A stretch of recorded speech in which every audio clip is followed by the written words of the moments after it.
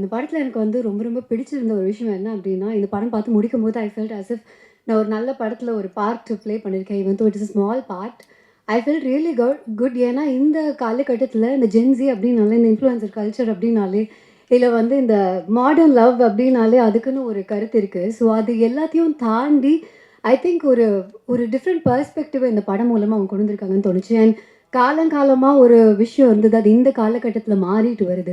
நம்ம எல்லாருமே நம்ம லைஃப்ல நடந்த நெறைய நல்ல விஷயங்களோ, கெட்ட விஷயங்களோ அது வந்து மறந்துருவோம். நமக்கு லைஃப்ல அது நடந்ததே ஞாபகம் இருக்காது.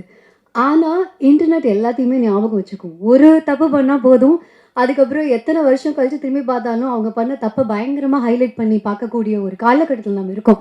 ஸோ ஒரு நபரு அவங்க பண்ண தவற தாண்டி ஞாபகத்தில வச்சுக்கிறது அப்படிங்கிறது ரொம்ப கஷ்டமா இருக்க ஒரு காலகட்டம் தான் இந்த காலகட்டம். ஸோ இந்த படம் அத ரொம்ப அழகா கொண்டு போய் அந்த ஹியூமன் நேச்சர அழகா கொண்டு போய் சேர்த்தது அப்படிங்கிறது தான் எனக்கு ரொம்ப பிடிச்சிருக்கு.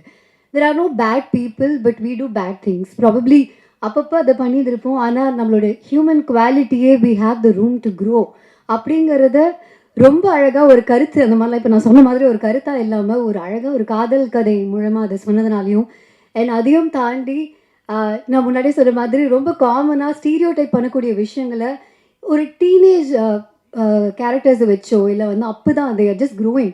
அந்த ஒரு ஏர்லி ஸ்டேஜ் ஆஃப் லைஃப்ல இருக்கும்போது, அவங்களுடைய அண்டர்ஸ்டாண்டிங்க ரொம்ப கருத்து மூலமா சொல்ல முடியாது. பட் அதிலயும் to be politically right, I think the writing has come out really well.